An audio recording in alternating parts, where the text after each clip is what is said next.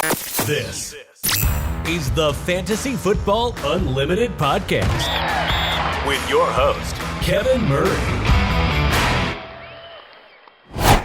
Welcome to the Fantasy Football Unlimited podcast. On this special episode, we have a guest that is one of the most influential members of the fantasy football industry of all time. From Footballguys, it's the one and only Sigmund Bloom. Welcome to the podcast, my friend. Oh, thanks for having me. This is a good time for us to relax, let our brains stretch out, unwind, and talk about things, some football things, but some non-football things too, because there are other things than football. Yeah, absolutely. I think for me personally, I think the greatest thing about fantasy football, it's the league experience, it's the connections, the engagement that happens outside of just the game. And that's, definitely one of the things that I love most about this industry is the connections, right? Meeting people from all walks of life, from all over the country, that have a shared common bond and their love for fantasy sports and love for the game of football. So I love hearing backstories, and of all people, you have an excellent backstory. You're so well known. You've done so much in this industry. For people that for listeners, viewers that might, for some reason, some strange reason, might not know about the work that you've done, I guess let's freshen them up with what your current role is with Footballguys. Yeah, I guess I am producing a lot during the season, leading up to the season. I hate saying these things about myself, right? I try to be one of the definitive voices, especially as we go through the season with weekly projections on the show, waiver wire, just you're managing your redraft team during the season. And Cecil and I record all year on our podcast, The Audible, that we've been doing for, I think, 19 years now. And that's just, I like to think of that as one of the, at least for our part of the Footballguys community and the fantasy football community, like some stickiness, some glue, hanging out, spending time together.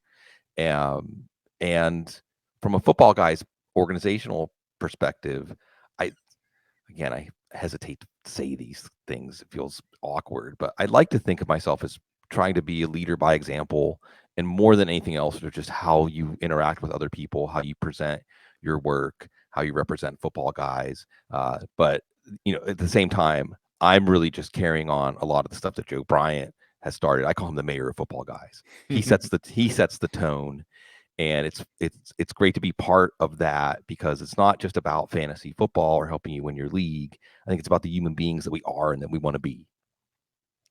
Yeah, for sure. No, I agree. I think that it's the connections, the relationships that really matter. One of the first memories I have with you, like connecting with you, is that when I first Scott Fish Bowls, I think it was like maybe my second Scott Fish Bowl, you were in my league, and so that it was such a big honor to compete with you and to be in there with you. And I know that Scott Fish Bowl, it's not always about the game and like in winning that division or that league or whatnot, how far you go, but it's about the community, it's about the connections. And so it was an honor to compete with you in Scott Fish Bowl, and it's an honor to have you here. I'm so excited. Yeah, it's fun. Hopefully the one thing we can carry on, and one of the things I want to stand for in our fantasy football space, is we like each other. We like spending time with each other. It's stimulating to be with each other. And it all kind of comes down to the game too, right? You can't do all this without a passion for sports. When did it all begin for you? When did you, I guess, going back to childhood, when did you develop that passion for sports? I feel like it's always been there. I remember even as a 5 or 6 year old with the basketball hoop in the driveway, playing out an entire game where like I was the Lakers and I was the Celtics, and I was pretending I was each player from the team as I would get the ball. I can remember watching I was born in 1975. I can remember really vividly watching Kellen Winslow being basically dragged off the field in that amazing San Diego Miami epic, maybe the greatest playoff game ever. I can remember watching Jim Valvano's NC State Wolfpack doing the impossible, truly the impossible. I was into college basketball enough, even as a 7-year-old at that time, to understand how, Houston and Phi Sigma Gamma was a sensation across not just the sports world, across popular culture. And NC State was literally surviving at the buzzer their whole second half of their season. Things like that. As a kid, I think it captivated me to know that anything could happen. Anything could happen when you turn on or went to the sporting event. And I just couldn't get enough. I watched the Olympics, I'd watch the World Cup, I watch hockey, I'd watch NBA, Major League Baseball, NFL, uh, college sports. I mean, just all of it, because it is, to me, the most captivating stage for the human drama and tragedy and comedy and everything else in between. I love it. Now you are a Steelers fan, right? That goes way back. Did you have favorite athletes, favorite teams back in the day? Yeah. I mean, I grew up in Western Pennsylvania. I'm from when I was about 3 to 7 years old. I lived in New Mexico, but still, like, that's just one of those things that's imprinted on your soul when you grow up in Western Pennsylvania. It's a religion, and absolutely the Steelers, the Penguins, the Pirates, and the Pitt Panthers, even as a kid. And I would say, out of all the folk heroes, and this is where I can go on and rant and say Pittsburgh has the best sports heroes of any city. Like, I'll take Roberto Clemente and put him up against any figure from the history of baseball, or really any sport, honestly, when you get into his story. Uh, Franco Harris, Rocky Blyer, Mean Joe Green, Jack Lambert. I mean, these are mythical characters who somehow are human beings who all played for your team. But for me, it was Mario Lemieux. Mhm. And as the Penguins right now are at a sad crossroads in their franchise arc, but Mario Lemieux, the Penguins, they declared bankruptcy. My father was actually like a tiny partial owner of the Penguins, like back in the 70s, and then they declared bankruptcy. Wow. He had like a $2,000 share or something like that. And then they were a terrible team. They were the first team to lose a 7-game series after leading 3-0 in the playoffs. But then they got Mario Lemieux, and they probably did tank for Lemieux. For the record, they probably really did lose games on purpose for him. But he was just a one-man show and made all kinds of things that seemed impossible possible for this franchise, including them winning 2 Stanley Cups. And I got to caddy at a semi-pro golf tournament where he was part of the pro-am. And just knowing, I couldn't even see him, but like, he was at the center of that crowd. It felt. I also got to sit down in high school. I got to go to the Steelers training camp. I got to sit down next to Chuck Noll in the cafeteria and have dinner next to him. So these were all just mythical characters growing up in Pittsburgh. And I think now I've shifted more to the joyful warriors, guys like Marshawn Lynch. That's my president. Yeah. That's my guy. I want to be like, I got to hang out with him once, like 16 years ago, and he's exactly the guy he is. That's Marshawn Lynch. Every time you see Marshawn Lynch, that's Marshawn Lynch. That's why I love him. I love it. Can you share that story with Marshawn, or is that? Yeah, sure.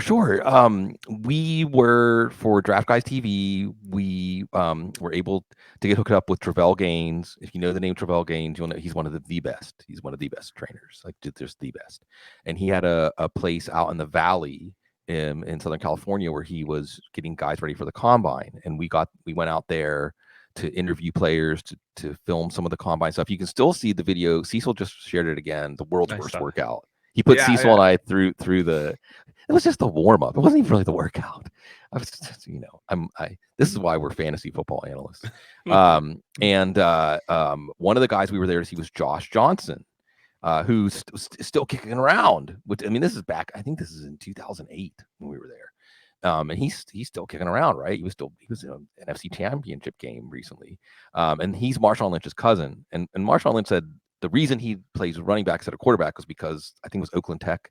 They were on the same team, and Josh Johnson came up after him, of course. And Josh Johnson was a good enough quarterback that Marshawn had to change positions. And actually, see, now you're gonna get me. I can't tell a story without telling other stories. So Let's go. Just be careful. So at the time, Marshawn Lynch, believe it or not, Josh Johnson was playing for the University of San Diego Toreros, coached by Jim Harbaugh. Wow. Jim Harbaugh was the coach of the team at the time. Yeah. So it just shows you how much things change over the years as you continue to do this. So Marshawn Lynch was there, just hanging out, because his cousin was training there. And he was just like giving everybody rides back and forth between. There was like a high school field around the way. I think it was the high school that John Elway went to, or John Elway had something to do with it, where they were training. And Marshawn Lynch helped, gave our little crew a ride over because we had all our equipment and stuff. And he was just, cutting up. He was doing. I think at one point, one of the visions I have from this is he did like 3 standing backflips in a row, like just standing there. He just did like 3 standing backflips, boom, boom, boom. And there were some high school girls up in the bleachers, and they're like, "Do it again!" And he said, "Give me some money." So, that's the best I can give you, is like you were there kind of moment. That's how I was hanging out around Marshawn Lynch. I love it. No, I believe it. Everything I've ever heard, being in Seattle, it's he's real, he's authentic. What you get is what you get with Marshawn. I love it. So back to when you were a child, kid, growing up, like, was there something that you wanted to do when you were growing up? Yeah, I wanted to be the play-by-play announcer for the Pittsburgh Pirates. Nice. And I wanted to start the revolution. So those 2 things. I used to walk around and like interview members of my household on my tape recorder and stuff like that. So I tell people, like, what you pretended to be when you were a kid. If you're like adrift and you're not sure, like, go back to that. You have knowledge in you when you're very young of your destiny or your path in life. And I think we can feel when we're getting closer to it and we're getting farther from it, although we might not know that's why we're feeling better or worse. And I'm not saying it's fixed and it's one destiny, but there are just things that make you grow and make you flourish, and there are things that don't. And you are like a perfectly tuned machine to detect which things do and which things don't, and find that golden thread and follow it. And here we are. That's awesome. Now you end up going to Syracuse, right? Yeah. And then you also got your law degree at Texas. So with an NCAA tournament, like if it's Texas and Syracuse facing each other, do you have an allegiance? Oh, Syracuse. Okay. Syracuse. I mean, so growing up as a Pitt fan, Pitt was the second class of Big East. I mean, they had a team in the like Charles Smith and Demetrius Gore and all these guys that should have made it farther in the tournament than they did. But Syracuse was one of the Park Place Boardwalk kind of programs. You looked up, like, you watched Big East basketball in the 80s. And if you watch Big East basketball in the 80s, let's just take a moment to be like, wasn't that awesome? Big East basketball in the 80s was just, oh man, I don't even know where to start. Chris Mullen and Pearl Washington and Patrick Ewing, and oh my gosh. And how about like Sherman Douglas, Sherman Douglas, Coleman, sure, right? Ronnie Cycli, yeah. Derek Coleman. Now my 4 years at Syracuse was John Wallace. They went to the final. They were right there with Kentucky. Like a call or a bounce with about 4 minutes left, and it could have been one of the all-time tournament runs. It was amazing to get to experience that as a student there. So Syracuse basketball specifically, although Donovan McNabb was there for the 4 years I was there and he was a basketball player. I like to always point out he actually was on the basketball team when the football season was over and wind up. He was a good enough basketball player to be on the Syracuse basketball team. And he was kind of like a Charles Barkley guy, where he wasn't very tall, but he could rebound because he knew how to move guys. Let's just say. So Syracuse, that's part of my. I mean, I don't think we ever got to storm the court. We almost stormed the field. Those are also stories, but that was like part of my formative life experience. I ended up at UT Law School because I wanted to move to Austin. Okay. Austin it used to be a cool place. It was way cooler even before I got there. I would not recommend moving to Austin now. But in 1997, it was a really cool place to move. It's like Slack. It was still the last bit of Slacker, if you've seen the film Slacker, where everybody was just doing cool things to do them, not to make money off of them, not to get recognition, just because they liked doing what they did. And you could work a service job 20 hours a week, and the cost of living was ridiculously cheap, and everybody was doing interesting things and hooking up doing their interesting things. So it was a good place to be. But at Texas, I saw more. I'm going to make some enemies here. I felt like Texas was more like a blue blood athletic program, and they were good because they could pick their players. And I actually took a little bit of delight in seeing that the revenge tour of these other schools in Texas, like Texas Tech and TCU and so on, that kids that were told you're not good enough to play at Texas ended up there. Like, remember the quarterbacks, the guys they told, like, you're not good enough to play quarterback. So I don't really feel any connection to Texas, although Syracuse did beat Texas along the way to their national championship. A Texas team that could have easily won a national championship. I think Syracuse went through the 3 best teams in the Big 12 in a row, knocked them all off, boom, boom, boom, ending with Kansas, of course. And that's a nice moment to go back to. I love it. So as a sports fan, at any point in life, what was the worst loss you ever experienced? Oh my gosh, it's Francisco Cabrera. I mean, it's just because I really grew. I was a Pirates fan first and foremost. I'm old enough that I listened to games on the radio. I had my little book of stats that I would update as I would listen to the radio. I would up. Oh, he has 32 RBIs now. I loved baseball, but the Pirates were just terrible. I mean, they were a disgrace at one point. Honestly, they were part of a big, I think, drug trial and things like that, and they really bottomed out. And then in 1987, I think it was 87 or 88, they won 31 out of 30, the last 38 games, and there was a real sense of excitement. Like maybe they had this guy whose dad was a really good baseball player, who they took in the first round, Barry Bonds, and so on. And they built it up. And Jim Leland, who's going into the Major League Baseball Hall of Fame, that's my guy. Back in the day, he used to smoke cigarettes because the seventh inning was close. He was smoking a cigarette. He was chain smoking even. Great. Yeah, it was just like, this was the real stuff, right? And in 1990, they went to the NLCS, lost to the Reds in 6 games. Carmelo Martinez was up as the winning runner, go-ahead run. He hit a fly ball that Glenn Braggs, it was to the wall. Glenn Braggs just stepped up and casually just like caught it basically at the top of the wall to end the series. And of course, the Reds went on to sweep the Bash brothers 4-0, Jose Rijo that year. In 91, I think they were a better team than the Braves. They went to Game 7 in Pittsburgh, and John Smoltz just shut them down. Just shut the Pirates down in Game 7. Now, at this point, I'm a 17-year-old stock boy at Foodland, making $4.25 an hour. I'm saving my money. We camp out to get tickets, playoff tickets. We were totally into it. And I had that year, Kevin, I was able to secure game tickets to games 1, 2, 6, and 7 of the World Series. No way. Yeah, I had tickets to every game of the World Series. And we also had tickets to every game of the NLCS. Went to games 3, 4, and 5. But the first 3 games of the series, the Braves were so vastly superior, and Barry Bonds was disappearing in the postseason as he always had. And in Game 5, the last game in Pittsburgh, we thought was the last game we were going to see the Pirates that year. Barry Bonds came alive. They won I don't even know what it was, 14-3 or something like that. It's like, okay, well, they're going to go back to Atlanta and lose, and this is going to suck. But hey, at least they gave us a nice memory. Barry Bonds came alive. In Game 6 in Atlanta, this outfielder who failed as an outfielder and had learned how to mess around, throw a knuckleball, and was a knuckleball pitcher. He and his wife just passed too. May they rest in peace. They just transitioned, joined the ancestors. Tim Wakefield. Yeah. This was the birth. There was actually a folk song, Knuckleball Wakefield, about him that fall in Pittsburgh. Like, if you listen to the radio, there's a song someone made because he was the savior. And in Game 6, he just baffled the Braves, took it to a Game 7. And the Pirates got ahead in Game 7. Doug Drabeck, the great Doug Drabeck, was pitching. And I could just go moment by moment through it. But the picture I'll give you is I was watching the end of Game 7, Francisco Cabrera, Sid Bream, Barry Bonds, with the tickets in my hand.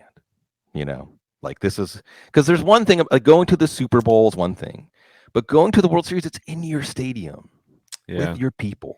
And I was with that team all the way up, and it's probably the closest the Pirates will ever get to the World Series again. So yeah, thanks. Sorry. Okay, let's talk about something else.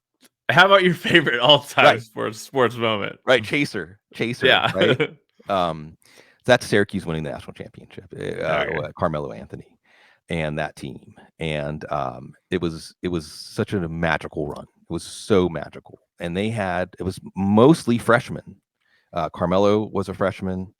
And I got to go down to Puerto Rico, speaking of Roberto Clemente, and see where he has funded a lot of basketball courts down there. So when you go around Puerto Rico, you'll see Carmelo Anthony basketball courts in different places. And of course, Jerry McNamara, the folk. I mean, you want to talk about a guy that is just, again, like a mythical, even in high school, he was just a mythical player at hitting big shots. And he was doing it, and he was doing it even after they won that national championship. I think he hit, Kevin, 6 threes in the first half, and he got hurt. So it's like, hang on, and it's Kansas. I mean, it was one of the titans of college basketball. And there was the play. Kansas had a chance to tie. I mean, Kansas never went away, and Syracuse hung on. And they got what looked like an open 3-pointer as the clock was about to expire. And Hakeem Warwick the helicopter. Like, I mean, it looked like he jumped from the lane to block a 3-pointer, and they got a chance to get the ball in with like 0.8 seconds left. But that was the moment that you felt like this is really going to happen, and it was wonderful because again, it was like having your team get that close when you're a student, and then it's cathartic. Just like when the Steelers, because I was born in '75, I never saw the Steelers win a Super Bowl. I was too young to remember it. But when they won in Detroit, sorry, I didn't realize somebody in Seattle, you know. I know that one. It's cathartic. I mean, to have the emotional investment with a team, and that's why, like, I think this is where I'm going to not make friends again. Like, I think true. I don't say true. I think that capital F fandom is fandom that you don't choose. It's because you grew up and it was like maybe it's your connection with your family or your community and you shared it. I've never thought you should be able to choose. You choose that you're a fan of a player. Maybe sometimes there are teams that a specific iteration of a team, like when the Red Sox beat the Yankees in 2004 and they were the idiots and the Yankees were like, no facial hair and everything. Okay, like I get that, and that's like in a one-off this showdown of these two elemental forces. But when you suffer with a team and then you finally make it, I mean, it feels like a weight is lifted. And that's like just this whole your descriptions, the storytelling, like you draw me in. I'm like I remember these games, I remember these moments. That's what sports is all about, right? The attention to detail, those memories. They're all connected with certain nostalgic things, whether it's family or experiences with friends or I love this stuff. I could go on forever about that for sure. And I think I'm going to go on the couch real quick and say, I think that part of the reason it's so compelling for us, and not just in the United States, it's everywhere, right? Is you go through your life and you experience ups and downs. You experience great emotional turmoil and tumultuous things in your life. And the pace of life, especially in 2024 America now, you just can't stop and let the feeling even like sink in and deal with it, to take care of yourself. You have to keep going. So a lot of this stuff builds up in us. But when you're watching your favorite team, you can emote. You can get big emotions out. It's okay. I mean, sports events are one of the last places you can be intoxicated in public, and it's acceptable, because we know that you're there to let some stuff go. Yeah, no, that's true. And also, it's why we love fantasy. Like fantasy, obviously brings a lot of that to us too. When did you first discover fantasy sports? The first time I did fantasy sports was in high school. Me and two of my buddies, Al Morgan and Jim Sirianni, at our high school lunch table, did a 3-person fantasy hockey, basically, where we just picked players every week and we would score it by hand. We had our own little scoring system. Then when I got to college, of course, I did a rotisserie baseball league, which was terrific. But then I discovered fish, and I could get into all kinds of things about fish tour in the mid 90s. Syracuse was perfect for that. It was perfectly geographically situated. There was a ton of us there. And then when I got my first office job after law school, we had our office league, the 8 of us, and it was really fun. We went to the office after hours and did our draft up there. Rob Harling introduced me to this website to help with research called Footballguys. This is the year 2000. And I found really quick, Kevin, I liked managing my fantasy teams more than I like doing my work. So of course. I thought, how can I make this my work? That's amazing. I love it. So what did you love back then, like about fantasy? What was it that drew you in? I think honestly, a justification to obsess, to want to know everything about every player and every team. And then a proving ground to try out your beliefs and see what would happen. So I just, once you activate that thirst for knowledge, that then enhances and makes much more rich the framework of analysis and that you're taking in the game. The more you know about the players, the more you know about the sport, the more rich the picture and story that you're watching unfold becomes. So once I got a little taste of that with fantasy, where I wasn't just watching a game, but I was watching a game to see how my players were doing, how my opponent's players were doing, and evaluate players for the next round, the waiver pickup, the next year's draft. I couldn't get enough. I love it. Now, do you have a primary league that you consider like your main league at this stage? At this stage, I'd say it's the Football Guy Staff League, just because we've been doing it. And also Jason Wood, who's fantastic, does a lot to keep it so that we have a division that's like the oldest tenure people. And so it just feels like we're keeping a connection back to when Football Guys was not that much different, but maybe it was the fantasy football world that was different. And it just the connection back to the old days. Nice. Do you have an all-time favorite league that you remember when you think about the days of Yeah. playing fantasy in the past? Well, I always bring up when I get this question. So it was managed back on Yahoo Groups on text documents, and it was a league where there were 20 teams, and you played all 4 sports. You had a franchise that was across all 4 sports. Mine was called the Austin Hayes. If you're Austin in June, you'll understand.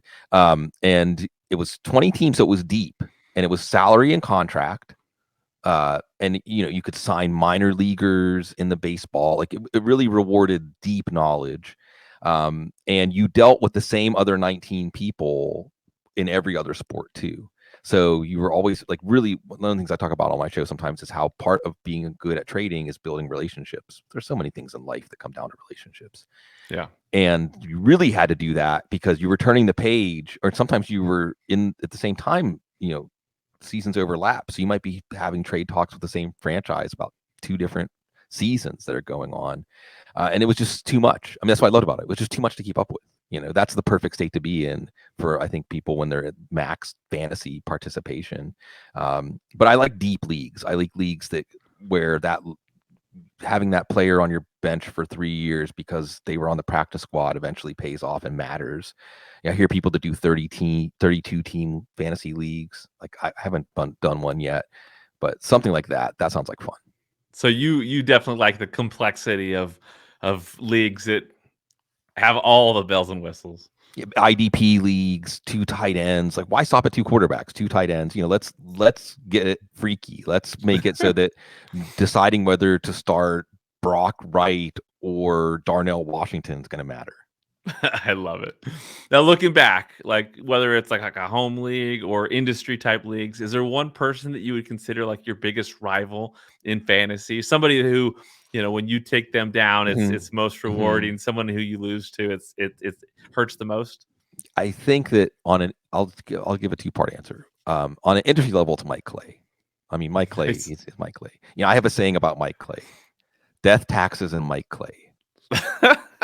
Right? If you know Mike Clay, you know his analysis. You understand why I say that. It's almost like inevitable that he's going to win. It's inevitable if you're in a dynasty league with him, like I am, that he's going to win most of the trades that he makes. It's inevitable that he's always going to be one of the last 2 or maybe 4 teams, if it's a down year for him, alive.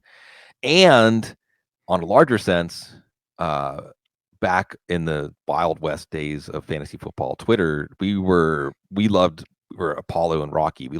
He's a Philly guy too, I think. We liked sparring with each other because I'm the mayor narrative street. I like stories. I think that the basic building block of this reality is stories. And when you can figure out what the story is going on with the team, with the player, that can lead you to the next chapter a step ahead. And he's a numbers guy. And Mike Clay is, I think he was like a CFO or something like that. I always think accountants do it by the book, because Mike Clay was just way ahead of the curve. I mean, he invented some statistics, and he was way ahead of the curve, I think. And I don't want to speak for him, but I see the Mike Clay style as just make enough to stack a bunch of 55-45 bets. Just stack them, and you're going to win over time. You're always going to win. And I'm more like the crazy gambler at the craps table who's like, I'm hot, give me the dice, and I'm emotional and I'm all over the place. So it really was a contrast in styles. Now, personally, my good buddy Uriah Zane Hunt, who started the 313 with his brother, the Detroit Pizza franchise, starting to sweep the West. He's an impeccable player, and he started one of those deep leagues. And every time I've had a team good enough to win the title, I've faced him in the title game and lost. And one time, Kevin, I was ahead by like 40 or 50 points in the second half of the 4 p.m. Eastern games. Like I mean, it's like an election, right? Like we were ready to call this one. Yeah. And just one after another. I think Kenyon Drake was involved. I can't remember who else. Like for the next 15 minutes, like just disaster after disaster after disaster happened for my team. And I still haven't gotten closer to winning that league than I was. I was like, it was when Kenyon Drake was good. So that tells you when it was. Yeah, I love it. I think it seems like every home league has one of those guys, right? And so I love it. It's always fun to hear stories about the people that drive you crazy in a fantasy league. Yeah. So back in the day when you decided to dive in, and create content, what inspired that? I think that the first catalyst was that there was the Football Guys message board, lovingly referred to as Old Yeller. And folks probably remember that there was a time that message boards was where the real action happened on the internet. And message boards were an important place. And the Football Guys message board was pretty close knit, where everybody knew each other. And the staff of Football Guys had special avatars and accounts. So when they would comment on a thread, whoa, let's be quiet. Bob Henry saying something. Jason Wood saying something. Hey, David Dodd. Oh my God, David Dodd just jumped into this thread. What is he saying? And if one of the staff members read your article or commented on your comment in a way that validated it, wow, Jason Wood agrees with me. Wow, this is really cool. So at that point, you want to make some content for the message board to collect your thoughts or to show, not even with the end goal in mind of being on the staff, but really to just get that validation, right? Yeah. And that's when I started really getting deep into rookies. And I think the first project that I gave myself to do, the Bloom 100, which I'm beginning to work on for this year. Because I was that league I was telling you about with the 20 teams and defensive players and contracts and things, where I made that up for myself to prepare for that league. But I thought, well, I can do this and do it in a more polished way and share it. And that was it. But really, it was just to impress the other members, the Football Guys.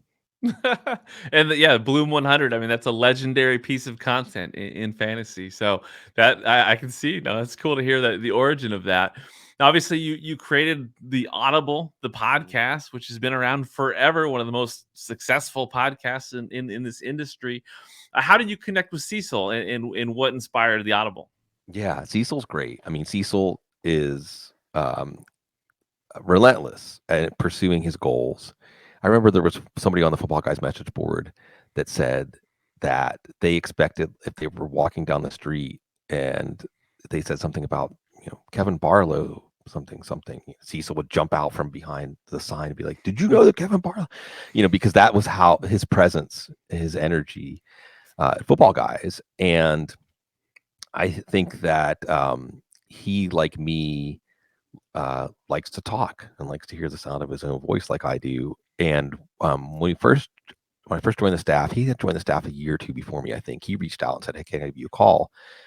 And we talked for about 3 hours about the draft, mostly because it's just so stimulating when you're into some esoteric niche subject and you meet somebody else who's into it. And the internet has facilitated this so much that I don't think people know, that can't remember from before the internet, how stimulating it was to meet somebody who just was deeply into some corner of the world of knowledge subject like you were, because they're football fans. But the draft back then wasn't what it is now.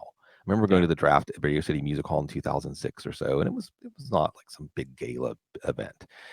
It was, even by the second day, like you could just walk in. Nobody really even cared that much. So we talked for about 3 hours, and Cecil said, "Hey, do you want to do this again, but record it?" I said, "Sure." And I think he even put this was before there was the word podcast, Kevin. He put the headset from the phone like next to his tape recorder. I mean, I think it was that was how crude the record. I think we had to do it like 2 or 3 times to actually get a usable recording. And that's where it started. And, Cecil's a really big character in my life story because his idea is, I think he said something like, the answer is no if you don't ask. So ask, so try. Why not? And he also has really instilled in me the belief that we're all here to learn something. like first and foremost, we're here to learn. And when you encounter struggle, try to frame it that way to get your feet back under you. What am I supposed to learn from this? And I've learned a lot from him. It's amazing. So when was On the Couch created, and what inspired that? I know there was a Sigmund Freud kind of Sure. nod to that. Yeah, there is. And just overthinking everything and the psychological, being a head case. All lawyers are head cases, right? I mean, you perceive the world through your mind, your psyche first, instead of your gut, your feelings, or your soul. I don't know. So I wanted to do something different. And I think part of why I wanted to start, and On the Couch started maybe 5 years into the Audible or so. I wanted to do something different, Kevin, because fantasy football still at that point was a bunch of walled gardens. And you didn't even acknowledge that there were other sites out there. You didn't even acknowledge that there were competitors. It was before DFS and all the DFS money flowed in. It was after all the offshore gambling money dried up. And it was where in the 08, 09 financial crisis that just happened. So it was very much everybody was kind of fighting over scraps. I think maybe also the lockout. There was one summer when we weren't even sure there was going to be football, and it was 2 CBAs ago, and even that was something. I think the industry was not in the period of explosive growth, so everybody was just trying to hang on to what they had, and there wasn't this sense of a community or um, a larger mission that we were all part of. And I really felt like, hey, if we all talk about what's good in our industry and bring attention to who's good, then the pie will grow and we'll all have a larger slice. We don't have to fight over it. And what better way to build credibility with people than to show them stuff that's good, even if it means you might take your dollar over to them instead of us. But it means you can trust me. I'm going to tell you what's good. So I really wanted to start On the Couch to talk to all these other people, Evan Silva and Paul Charchian and Bob Harris and so on down the line, because I thought their work was awesome, and I wanted to make sure everybody knew about it. Yeah, I mean, obviously, it's a foundational piece to even a show like this. I mean, like interviews that have taken place. I think about like Matt Harmon and Right. Backyard Banter. He would, credit you for so much of what he started with that, and hats off to you on that. Talk to me about Draft Guys. Yeah. And what that experience was like for you. Yeah, you got a good Draft Guy story already. I think we were just so into the draft. We loved it. One of the more interesting stories there, I can mention my friend Mark Folletti, who's doing some really cool stuff. I think he has a vintage store, Latchkey Kids in Philadelphia. He's doing a lot of great stuff. I'm a big admirer of Mark Folletti. And we were working together at University of Texas in 2006, and the Shrine game was at San Antonio. And at this point, I think it was before I was asked to be on the staff at Footballguys, but it was whenever I was putting my work out there that caught their eye, and they eventually asked me like 2 months later.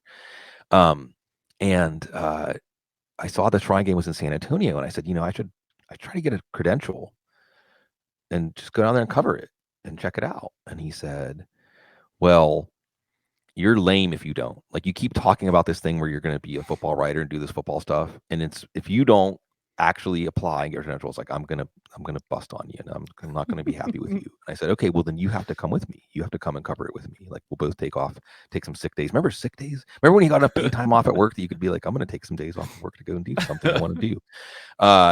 And that was kind of the origin of, oh wow, there was nobody else there. There was nobody really covering the practices, and there were some people covering the game, but it was just at a more superficial, hey, college football fans, here's what your favorite team's player did. Not, these are what you need to know about players that are about to enter the NFL and how they're moving up and down and situating themselves, and what I'm learning talking to scouts and things. And then the next year, lots of different things happened, but we had an opening to start our own site, Draft Guys, using the guys suffix with the blessing of Joe and David. We started doing all of our own draft content. I think Ryan McDowell, I love Ryan McDowell because he reminds me that his first ever article he was asked to do was for Draft Guys. And I don't remember who else off the top of my head wrote with us. We had about a 2-year run. There was also a company in Austin. In 2007, 2008, when phones were introduced, there was an internet video gold rush that is all fool's gold. I mean, still to this day, I think they're trying to figure out how to monetize video. I still don't think. I mean, YouTube's doing what they're doing, and I know there are people that do well with that, but it's still a bit of a mystery, I think, compared to how they've been able to monetize other content on the internet. Because I don't know that people would pay for video still unless it's already established stuff like high level production TV and movies. So, Sure. but we were able to get a nice little contract. I think, Kevin, I think they gave us like $60,000. So like, go make a show for $60,000. And Mark had mastered all kinds of stuff. So he was a one man end to end effort. And Cecil was on air talent, much more comfortable in front of the camera than I was. I did a lot of the writing, and Mark and I would sit in the studio and like to cut up our practice tape and like come up with themes and things like that. I could get it all. I could do a whole an hour or more just telling stories about when we were doing Draft Guys TV for on networks. But on networks, it dried up very quickly. It went belly up very quickly, and all kinds of other things happened.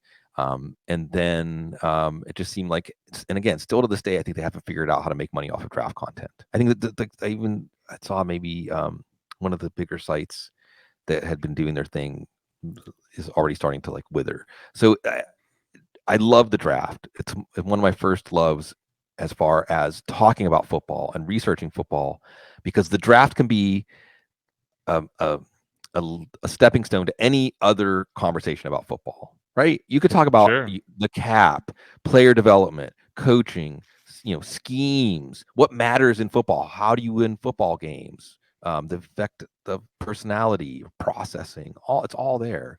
But I still think it's a little too narrow for football fans. But I think we're bringing more football fans over to the draft beat, and just the whole idea that Cecil called it the non-playing season.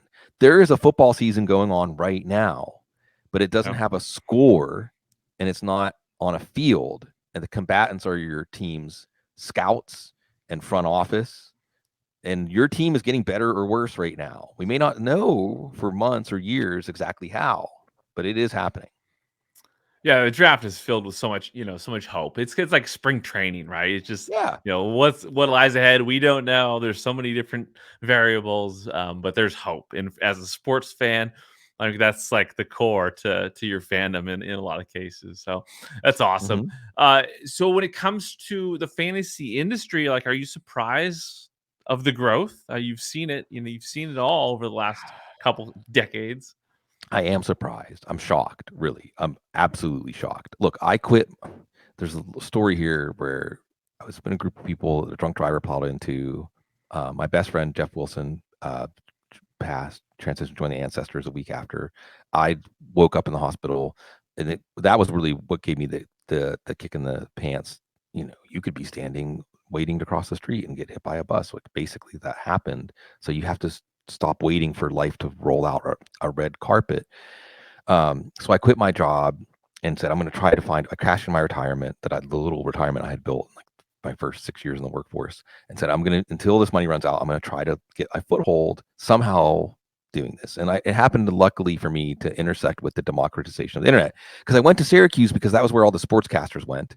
And it took not very long in the broadcast journalism program to feel like I don't belong here. And the jobs were crappy. They were crappy jobs to start out with. And you probably were going to have to work your job 10 or 15 years just to get considered for the job you actually wanted. No, thank you. I transferred to philosophy. I got a degree in philosophy and policy studies. That's how I ended up at law school. And by that time, in just that, like, I started college in 1993. I quit my job in 2006, 2007, right at the end of the year. In that 13 years, media had become democratized. Unthinkable. All these things that seemed barriers to entry were all falling down. And it's even now, another 18 years after that, it's something none of us could have even envisioned then. But I think that the shocking thing, so long story short, Kevin, I did that because I thought there's no way I'm actually going to be able to support myself doing work around football, and I'm going to have to just become a lawyer, suck it up and use my bar card and use my JD and actually become a lawyer. I was trying to trick myself into becoming an attorney after all. And here we are. I said, I'm just going to keep doing this football thing until it sustains itself. And it is. But I think that it's therapy. I'm not going to go on the couch all the way here. I guess I am. It's therapy for people. I think that fantasy sports, like you said, it creates human connection. Look, guys are, for the most part, we're emotionally not fully developed, and it's not the easiest thing to like make friends, right? It's not the easiest thing to have meaningful connections with other men. And I think sports has always been the way that we connected with our fathers and so on. And it's a way for us to make friends and be part of each other's lives and care about each other, but have it really be about something else. I find in fantasy leagues, and I find that people that reach out to us that are part of the community of the show, it's a place where they can really unburden themselves and feel safe to talk about, like, oh, like my life sucks right now. Like I'm depressed. I'm so depressed. It's hard to even get out of bed. And you can actually be honest, and it's a caring environment. And I think that I don't know what it is about just the formula of fantasy football. Maybe it's that you don't have to know that much about fantasy football to play in a regular redraft league, the explosive growth of it. But it is surprising, and I don't think it has necessarily to do with media and how football is covered. I think we have to always give credit to the players because they really do fully commit in a way that no other sport does. The players commit; they're risking their livelihood every time they step out, even on the practice field. Look at Teddy Bridgewater, Yeah. So that, I think we have to give a nod to them. But I also think that it is a place where people can find each other. And also, when you're managing your fantasy team, all that other noise just goes away, right? Whatever's going on in your life, when you sit down to set your lineup, it all fades into the background. Yeah, no, it's I think you just hit it on the head there. I mean, it's so wonderful that you founded this industry. I'm thankful. There's so many people that have been, thankful for your presence in the industry. You've inspired so many people. JJ Zacharysen's been on the show and mentioned you as an inspiration. He talked about those old days in the wild, wild west of Twitter when, just going back and forth, fighting with you on the internet, and Sure. Yeah. how important that was to him. Mike Clay said the same thing. Matt Harmon just recently said, to me, that it was watching the Audible with you and Cecil that kind of inspired him to want to talk about football and know football at that level. When you hear those kind of things, you think about, your journey in this space. What does that mean to you? Oh, that's everything. I mean, that's so much more than any kind of title or most accurate, or I don't even care. I mean, insert blank. It's just the human connections. And to feel like you actually had a positive effect on another human being's life in some way. I think that's really the fuel for our souls. And they're wonderful human beings. And I really feel like all these people have surpassed me, and I'm happy they have. I'm happy they have, because really I just wanted, when people say that, so many people will say, like, I realized I wanted to do this when I was listening to the Audible. And of course the self-deprecating part of me is like, well, that means that we should, if people are listening to these guys, I can do better than that, right? But hopefully it was, that we're having fun, and we're talking about football in the way that people actually talk about football. There's so much. I mean, it's amazing to me that fantasy football podcasts have become a sector of podcasts. Yeah. But I feel like so much of it takes me all the way back to my original days of broadcast journalism. I didn't like broadcast journalism because everybody was trying to sound like everybody else. You even try to get the Midwestern accent, so it didn't sound like you were from anywhere in particular, right? Yeah. And you put your writings through something that would analyze the grade level it was written at. If it was written above an 8th grade level, you had to revise it until it was below an 8th grade level. And it's like, well, my voice is my voice. I value my voice. And I think, and I hope that when you mention those people, Mike and Matt and JJ, they have distinctive individual voices. So to me, it's an honor to even be associated with them in any way. And those guys, I mean, just think about where they're at in their careers. I mean, they're leading an industry at this stage. I mean, that is like, there's people that have come into fantasy like during the COVID era of content creation that might not know the history of fantasy, content and the fantasy industry. They look to those guys as the future because they're doing amazing things, and it's just so cool to hear for me, in personally loving to connect with people, to hear so many people say Sigmund Bloom, like I love to hear that kind of stuff, and I just assume that you Oh probably yeah, take some joy with that, I right? mean, we want to be relevant, right? You want to be relevant in some way, and I mean, it is like they're too kind, they're too because they all did everything they did on their own. But it is excellent, like the mutual admiration, and what you're doing and the vibes that you're putting out there, Kevin. Like we generally, considering how the internet is out there, keep a positive, supportive space, and we all do our part to contribute it to it and maintain it and set lead by example. Yeah, it's crazy world out there. I think bringing some positivity is essential these days. Let's dive into a few rapid fire questions. Okay. I'll just throw out a question. You just give me the first answer that comes to Yeah. mind. What are your favorite hobbies and activities outside of sports? Going to live music, reading, turtles. We have box turtles, like taking care of our Nice. box turtles. Have you been to a fish show with Howard Bender? I have. I mean, I'm sure that he and I have been to the same show. I have. I mean, I've seen Fish. I don't even know how many, 100 and something times, but most of that is before 2001 or before 2000 or before. So no, but maybe one of these days, because I know he's holding it down. He got me in a league with like Chris Carotto's. Wow, I can't believe that. So yeah, he's bringing those worlds together. Nice, nice. Name your top 5 bands or musicians or Yeah. artists of all time. Yeah, that's so. I mean, come on, really? Five? I have to limit it to five. I mean, you could say, even in a genre of music, it'd be hard to live. I love music. I'd probably talk about music a lot longer than I could talk about football. But I'll toss a few out there that are special to me that maybe aren't totally mainstream. I just got tickets this morning to see Air, the French band Air. Nice. I don't even know what to say. If you like Pink Floyd or whatever, check out Air. They're touring behind Moon Safari, which is just an absolute seminal album. Michelle and Dege Uccello, I'd say the album Peace Beyond Passion. Just a total and complete badass. Sorry, Joe. And unbelievable spiritual music. Tom Waits.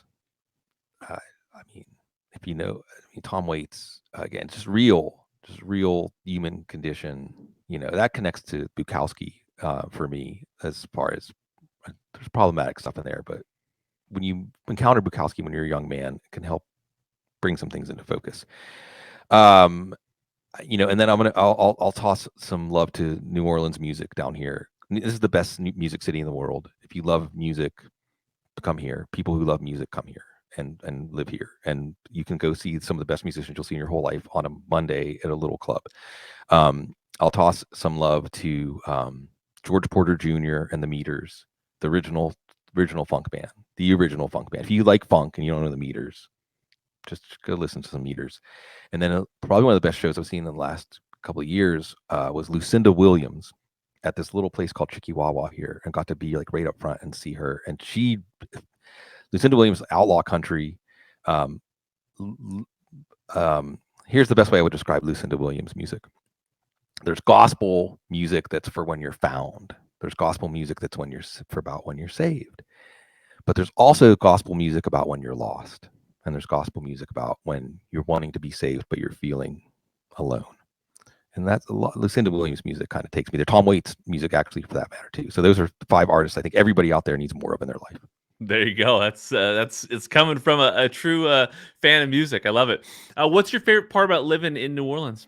Oh man, the people acknowledge each other.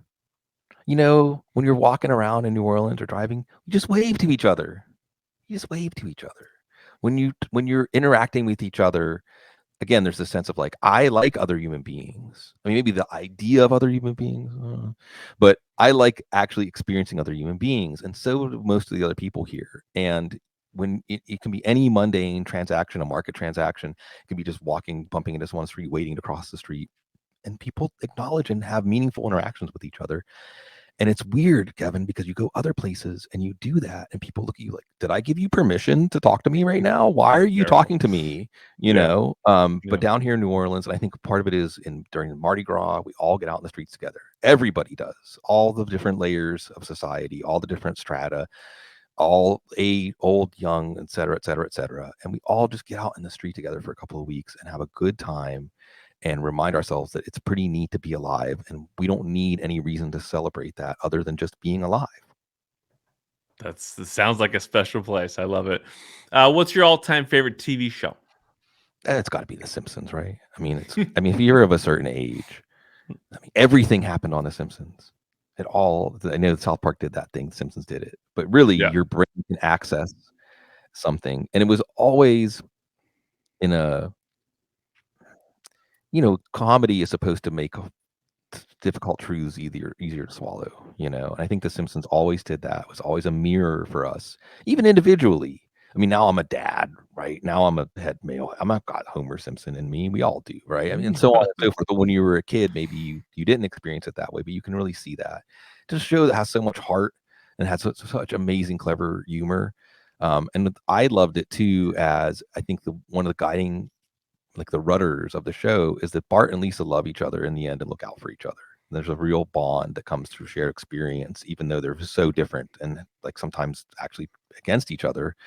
I think that there was about a 3-year run when Conan O'Brien was the executive producer. If you see a Conan O'Brien episode, it's about a 3-year run. So when Phil Hartman, he rest in peace, was present everywhere, and the shows were just unreal. You go back and watch them and they hold up, and just unreal, dense humor, social commentary, so many references, but perfect references, not trying to just have a show to have references to people. I know that, I remember that, but actually using it in a way to further the story. So much would happen in like 20 minutes. And the Union President episode, Kevin, there's an objective answer to the best Simpsons episode ever. There is actually an answer, and it is the episode when Homer became the Union President. And if you disagree with me, go and watch it, and I think you'll agree. Yeah, no, when you say that, it definitely comes to my memory. I love it. Do you have an all-time favorite movie and a sports movie too? Yeah, movies. I mean, again, that's tough. That's tough. That's so difficult. Probably, I mean, the default easy answer is The Big Lebowski, just because when it came out when I was like 22. I mean, it was whatever. It was just the perfect movie at the perfect time. Yeah. And I can recite everything. Although I did get to share with my 11-year-old stepson, I got to share Bill and Ted's Excellent Adventure with him Nice. a Nice. couple of weeks ago. I want to give a shout out to that movie because it's right on that line between sublime and ridiculous, right? Exactly on the border. And there's a lot of good stuff there. Sports movie is tough because I don't really like sports movies. I'm not really that big of a fan of sports movies, to be honest. Rocky, I mean, Rocky's really a love story, though, right? Yeah. The sports is the Yeah. background. I don't know that. I almost feel like sports doesn't need dramatized movies. I think that I want to say it was Russell Crowe back whenever there was a while that they had a celebrity come in the third quarter of the booth of my Night Football. Oh, I yeah. think one time they had Russell Crowe in, and he said something to the effect of like every NFL player's life is a movie.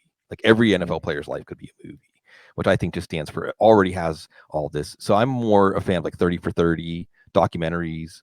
Oh, sure. Hoop Dreams. I remember seeing that. It was really impactful to see that movie when I was young. So I would go more towards sports documentaries than sports movies. Great answer. What's your all-time favorite vacation that you've ever been on? There was there I was not much of a beach person, really. But my wife is very much a beach person, and her family has had like this timeshare out in North County, San Diego. So like these little communities, Encinitas, Solana Beach, Cardiff, old surfer communities, really. They had a timeshare out there, and she took me out there, and it really opened my eyes. And then in 2019, we went out there and we went down to the beach in La Jolla, and we got married. And nothing's really going to top that. Yeah, how do you beat that? That sounds perfect. What are you most grateful for at this time? Second chances, third chances, fourth chances, fifth chances. I think you live to be old enough to have lived and experienced enough to feel grateful for everything, really, honestly. Right? You go back to when you were 10 years old and you were running across the street because you just got a pocket full of quarters to play a video game, and you didn't even look to see if a car was coming, and thankfully they slammed on their brakes, and I mean, and you can go back through your life and make a very long list of those kinds of things, or people that have been patient with you, or things that happened, opportunities that only happened because of things that you didn't set in motion, that had nothing to do with you. I think we should all feel so grateful for what we do have, because nothing is promised in this life. That's a great answer. Can you name a few people that have just had a huge impact on you during your journey in the industry? I mean, you've touched Sure. on several Yeah. at this Oh, point, yeah. but No. I mean, the first person that comes into my head when you say that's Matt Waldman. Um, if there's anybody that I would strive to be in this industry, just the um, how comprehensive and rigorous he is, but still with that flame of like love of the game powering everything, and just the way he's doing it on his own terms, and just his soul is in his work. There's some old timers that were just so gracious from the day one. Of course, Joe and David, but Bob Harris, who now is on Football Guy staff, that's so awesome. He's an honorary football guy. Bob Harris probably, I mean, even some of those original fantasy football industry folks that I'm mentioning, like Joe and David, like Bob Harris taught them stuff. Bob Harris is that seminal in fantasy football, and he's such a delightful person. He's a wonderful person. There are people, Kevin, that you're just in a better mood after you hang out with them and talk to them. Yeah. And that's Bob Harris, and that's Paul Charchian too. I'll mention Charge too.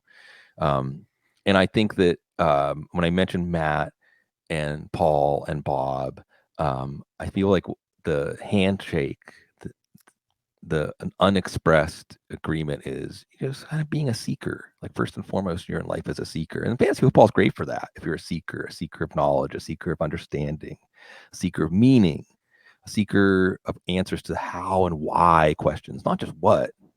And fantasy football, I think, it draws a lot of people like that and helps us come together. Yeah, those are incredible people.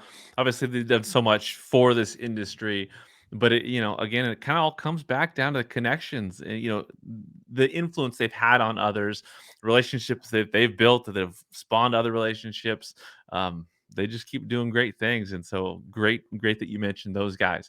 What advice do you have for people that are looking to get more involved in the industry? Obviously, you've seen it all. Like, what at this stage, what do you recommend? Yeah, I'm really kind of soft-headed about this, because I'm basically still giving the same advice that I was giving if I got asked this 10 or 15 years ago. And it is basically this, okay? Do work that you like doing, so that the reward is doing the work, and you're not focused on, is anybody going to notice it? And I say this as someone saying I was doing work, so that Jason Wood or Bob Henry would say that's a pretty good article you wrote. But focus on work that you like, and I did really enjoy the process of doing the work. So start there instead of the outcome that you're seeking. And just in a Buddhist way, I think you need to release the outcome that you're seeking to really increase your chances of getting it. If you're so focused and gripping so tightly, then you're actually missing a lot that's going on. So do work that you enjoy, so the work is its own reward. Be positive, be enthusiastic. Those are such attractive qualities in this world. And you can't fake it. I mean, just, find what actually turns you on. And it actually turns you on, and it's in that qualities in your work, then it's going to turn other people on. And be yourself. Everybody else is already taken. Be yourself. Don't look to anybody else as a template for what you should do. Be you. Put your, like, how you're going to be lasting. And I'm not talking about lasting followers or dollars or impressions or whatever. I'm talking about doing something that stays with people. Like, you keep talking about connections, like something that will create real human connections. It has to be something from you that's individual, and everybody has something like that to add to the world. It's something that, one of the things you're very kind. Like one thing that on the couch you'll never get is a show sheet. That's kind of part of on the couch. Is you just show up and you just start talking. But one of the questions, and you're running this very well. I admire your light yet very. You're still very much directing things in a good way. One of the questions you had that we didn't get to was, what's been one of your biggest challenges? And even for me, I'll say one of my biggest challenges is resisting the urge to try to change to stay relevant. Because if this is what people are responding to now, maybe I need to come up with my own metric with its own name. If this is what people are responding to now I need to figure out, well, let's have like a nice spiffy studio like you have, or something like that. And staying true to what comes naturally instead of trying, like chasing that approval or chasing that attention. I mean, on some level, if you're going to be a content creator, I hate that term, but it's the shorthand way to describe this. You are seeking attention, right? We're all, we all want attention. We all want someone to say, at least have the illusion that people are listening to us and reading what we're doing.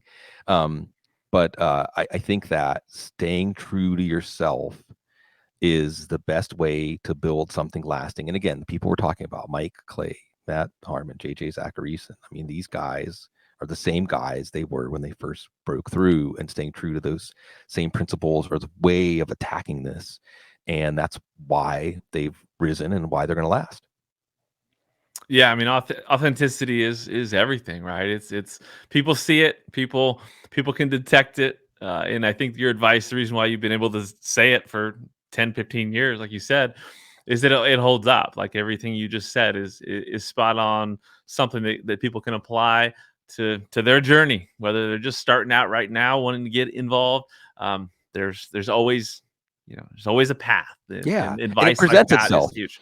When you put something out into the universe, something will come back. It might not be what you were asking for, but if you're paying attention, the golden thread will start to emerge. And you have to be a little flexible and be willing to do the dance to the music that's being played instead of the music in your head. There you go. Beautiful words. Well, Sig, obviously it's been a thrill. I've enjoyed every second. Is there anything that you'd like to share before we close things out here on this episode?